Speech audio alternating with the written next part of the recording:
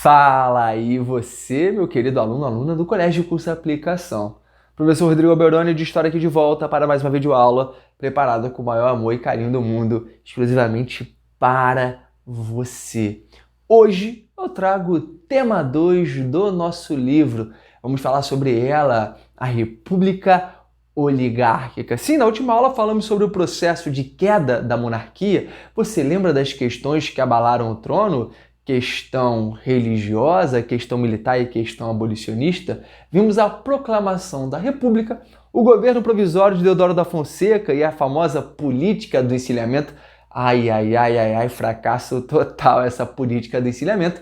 E analisamos também a República da Espada, né? A primeira fase da República Velha. Primeiro com o Deodoro da Fonseca, que acabou renunciando ao governo devido à revolta da Armada, e depois o governo Floriano Peixoto, o famoso Marechal de Ferro.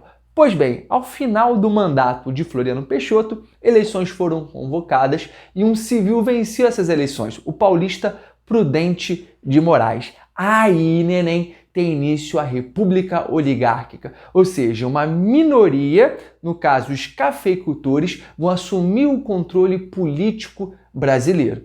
É óbvio que outros latifundiários também participam desse poder político, mas sobretudo os cafeicultores. Então, a oligarquia, essa minoria que detém um controle político do Brasil.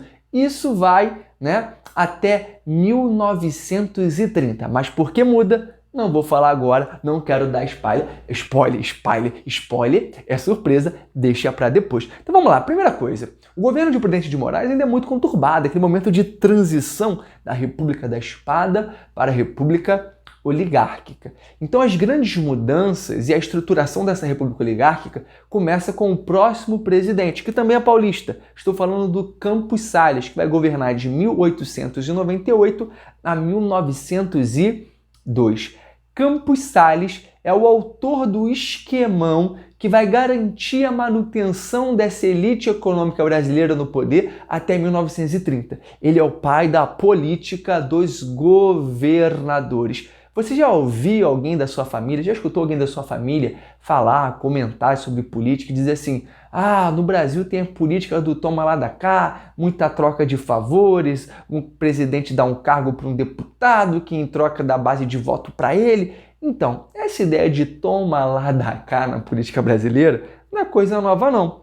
Isso tem uma ligação direta com o Campos Salles, por causa da política dos governadores. O que é isso? É uma política de apoio envolvendo o governo federal, estadual e municipal. Como assim? Os governadores iriam apoiar o governo federal, o presidente. Em troca, o governo federal só iria reconhecer os eleitos que apoiassem os governadores de cada estado. Ou seja, está rolando uma troca de apoio. O governo federal também ia distribuir mais recursos para os estados que o apoiassem. Opa, olha o toma lá da cá. E aí, dentro dessa estrutura de apoio entre governadores que apoiam o governo federal que só reconhece vereadores e deputados eleitos que apoiam os governadores. Além disso, entra a questão dos municípios, do poder local. O poder local é a base das políticas dos governadores, porque em cada região, principalmente do interior do Brasil, a gente tem a figura ali do coronel. O coronel, o grande latifundiário, que tinha bandos armados, jagunços ao seu redor, ele vai manipular o voto local em favor dos candidatos que agradem os governadores e o presidente, criando toda uma rede de apoio envolvendo voto, poder político e poder econômico para que o mesmo grupo se perpetue no poder. Rapaz, professor, agora eu estou entendendo, tem toda uma manipulação política eleitoral ocorrendo? Sim. E por que o coronel é muito importante? Primeiro que o coronel, por ser um membro da elite local, municipal ali daquela região do interior, ele era visto por admiração.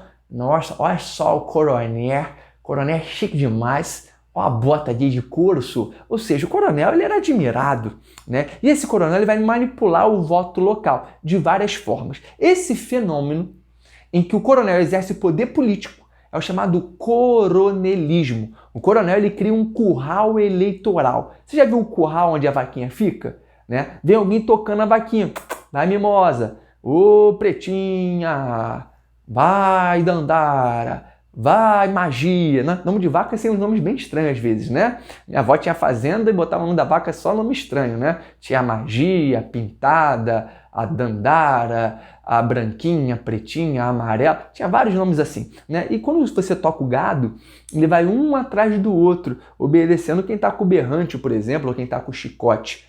Na política brasileira desse período acontecia exatamente isso. O coronel ele criava um curral eleitoral. O eleitor era tratado como um animal, como um gado, como um cavalo, como um burro, que ele guiava o caminho do voto.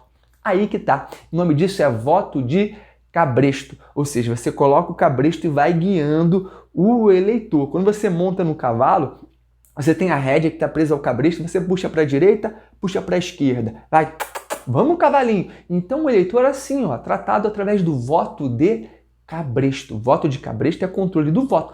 Mas professor, como é que ele controlava o voto? Galera, lembra que eu contei que a Constituição de 1891 dizia que o voto era aberto? Na verdade, não dizia que o voto era fechado, então, portanto, ele ficou aberto. O que é voto aberto? Todo mundo sabe em quem você vota. Então o coronel ameaçava, ó, vai votar em mim ou no meu candidato, senão vai dar ruim para você, que eu vou descobrir, hein? O coronel tinha muito poder. O cara, às vezes, era empregado do coronel. Ou então o coronel oferecia favores. Né? É o clientelismo. O cara vira um cliente dele. Olha, tá precisando de uma dentadura? Vota lá no meu candidato. Ah, você quer um saco de feijão? Vota no candidato tal. Existia essa compra de votos. Se existe até hoje que o voto é secreto, imagina naquela época que o voto era aberto. A galera comprava, comprovava, ganhava algo em troca. Então, quando eu falo de coronelismo, você tem que lembrar sempre. O voto era comprado, controlado, voto de cabresto. Tinha trocas de favores, clientelismo. Bacana? Fora ameaças também. O cara podia ser ameaçado, expulso da sua terrinha, ter sua casa destruída. Então, dentro desse contexto, meus amores, o voto no Brasil era muito controlado. As eleições eram muito fraudadas também. Tinha eleição de bico de pena. O que é isso? Gente que nem existia votava, ou gente que já morreu votava. A galera falsificava a assinatura e o voto estava lá. Para piorar a situação, a Comissão Verificadora dos Poderes, lembra lá do governo federal, era que decidia quem podia ser eleito. Então, se um cara de oposição que não fosse da patota ganhasse, viu o governo federal, política dos governadores, toma lá da cá, e falava, ó, esse cara não pode ser eleito porque ele tem algum problema, inventava alguma história, impossibilitava que ele assumisse. Então, o mesmo grupo político vai se mantendo no poder. Política dos governadores associada a coronelismo, poder local, manipulação do voto. Legal? Outro detalhe importante dessa república oligárquica é a grande participação política e o grande poder das oligarquias de São Paulo e Minas Gerais. Daí que esse período também é conhecido como a República do Café com Leite, uai. Que isso, República do Café com Leite? Então, isso é uma brincadeira com São Paulo e Minas Gerais. São Paulo, maior economia do Brasil na época, ainda é até hoje, né? Grande região produtora de café, já se industrializando, e Minas Gerais, maior colégio eleitoral, maior população do Brasil. Então essas duas oligarquias poderosas se unem para se perpetuarem no poder. A maioria dos presidentes do Brasil durante a República Oligárquica são paulistas e mineiros. Mas, óbvio, vamos ter presidente, por exemplo, gaúcho. A oligarquia gaúcha e a carioca daqui do Rio de Janeiro também tinha uma participação política forte, mas geralmente quem predominava era São Paulo e Minas Gerais. Daí, República do Café com Leite. Ah, então Minas produzia leite pra caramba, um grande produto? Não! Embora Minas tinha muito gado leiteiro, o leite não era uma mercadoria super valiosa no Brasil, nem era para exportação. Mas a ideia do café com leite é para ficar bonito, né? Daquela rimadinha, pô, café com leite. Mas importante mesmo era o café. E Minas, porque tinha uma oligarquia forte, inferior à de São Paulo, mas Minas tinha muita gente. Reflexo da época lá atrás da mineração do Brasil colônia. A população lá era muito grandiosa, então é muito voto. Então São Paulo e Minas Gerais se uniam, geralmente se uniam, às vezes eles brigavam, para escolher o próximo candidato à presidência do Brasil, mantendo esse mesmo grupo no poder. E se essa oligarquia está no poder, eles vão tomar medidas econômicas que favoreçam a eles. Por exemplo, com o Convênio de Taubaté de 1906. Em São Paulo, na cidade de Taubaté, né, essa elite se reúne porque o preço do café estava caindo. Todo ano a produção de café aumentava e uma hora o mercado saturou.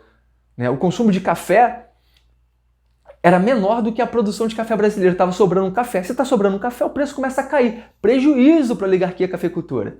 Então eles vão fazer um acordo para o governo federal comprar o café que está sobrando para o preço subir, se elevar. Olha que doideira, é uma política de valorização artificial do café, em que o preço do café sobe porque é o governo que está comprando o café excedente. E qual é o problema disso? É dinheiro público gasto para comprar café, para favorecer a elite. Também essa elite controla a política brasileira. E aí o que eles pensam? Não, vamos estocar o café, quando precisar o mercado a gente vende esse café. Só que se o fazendeiro vendeu todo o café dele, no outro ano ele planta mais. Então sempre vai ter excedente de café e o governo comprando esse café excedente. O café vai ficar guardado até estragar. Olha que doideira. Essa política então de valorização do café vai gerar um rombo nas contas do governo. É dinheiro público sendo gasto para comprar excedente de café. Uma hora essa conta não vai fechar. Vamos ter problemas. Mas isso é para uma próxima videoaula. Espero que vocês tenham pegado aí as características gerais dessa república oligárquica. Sempre é bom lembrar: política dos governadores, coronelismo, lembra? Voto de cabresto, clientelismo e o convênio de Taubaté. Não esquecendo que esse período é reconhecido também como República do Café com Leite. Bacana? Beijão, galera. Até a próxima. Tchau, tchau.